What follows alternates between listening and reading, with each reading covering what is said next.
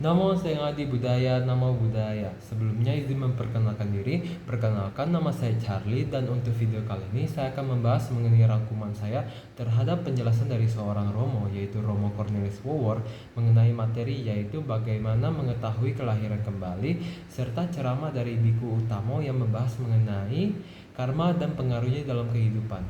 Baik, selanjutnya akan membahas mengenai apa yang telah saya dapatkan.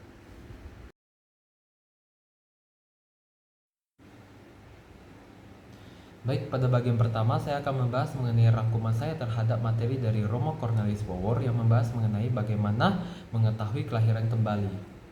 Untuk pertama, moha sebagai kebodohan batin. Romo Cornelis Wower menyatakan bahwa salah satu bentuk kebodohan batin atau moha adalah ketidakmampuan manusia untuk mengetahui kelahiran lampau dirinya. Nah, dengan kita tidak mengetahui, maka akan muncul keraguan terhadap reinkarnasi, jadi di mana tidaknya ada kepercayaan terhadap adanya kelahiran kembali atau punarbawa.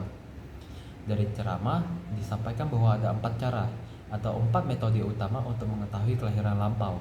Yang pertama yaitu melalui indigo. Indigo merupakan orang yang memiliki kemampuan atau kepekaan terhadap indera keenam mereka. Nah, dengan begitu mereka bisa melihat jejak kehidupan sebelumnya untuk diri sendiri atau orang lain. Yang kedua yaitu ingatan kelahiran lampau yang masih terbawa dari kehidupan sebelumnya. Ini biasa terjadi pada anak kecil, yaitu pada masa kecil mereka, ini mana mereka mengingat masa lalu mereka itu seperti apa.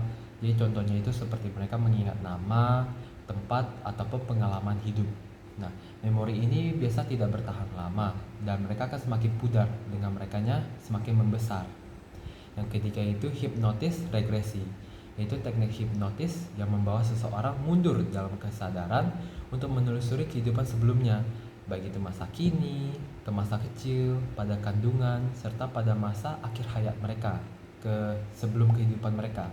Nah, yang terakhir yaitu meditasi, khususnya itu pada meditasi mendalam yaitu samanta, yang memungkinkan seseorang melihat kehidupan lampau dan memahami anicca ketidakkekalan, duka penderitaan, serta anatta tanpa inti diri. Nah, dari tersebut akan adanya fungsi mengetahui kelahiran kembali. Dengan kita mengetahui kelahiran lampau tidak semata-mata untuk memuaskan rasa ingin tahu, tetapi untuk membantu pertumbuhan spiritual agar seseorang lebih sadar akan sifat tidak kekal yaitu anicca, penderitaan, duka, serta ketiadaan aku yaitu anatta. Nah, dari gitu maka kita akan sampai pada tujuan akhir, membebaskan diri dari samsara, yang dimana pengetahuan tentang kelahiran lampau idealnya digunakan sebagai alat dalam praktik dhamma agar seseorang bisa mengurangi keterikatan dan akhirnya melepaskan diri dari siklus kelahiran berkelahiran samsara. Baik, untuk selanjutnya yaitu materi dari biku.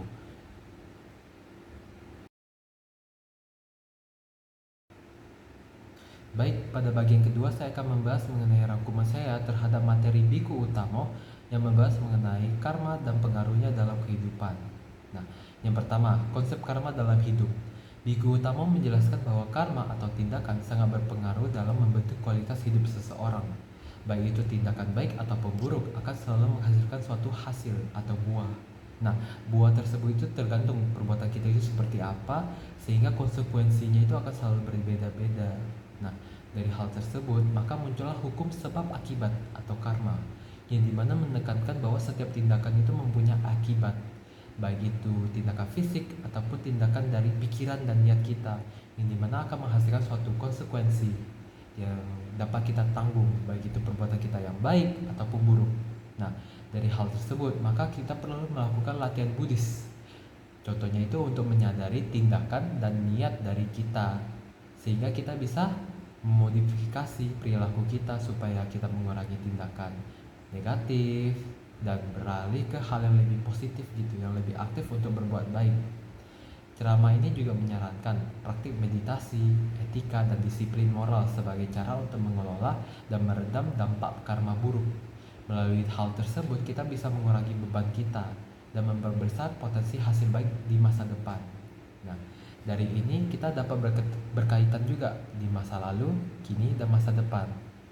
Biku Utama menjelaskan bahwa karma bukan sekedar suatu untuk sekarang atau berkesinambungan, tapi hal ini bisa mempengaruhi masa kini, sekarang, ataupun masa depan.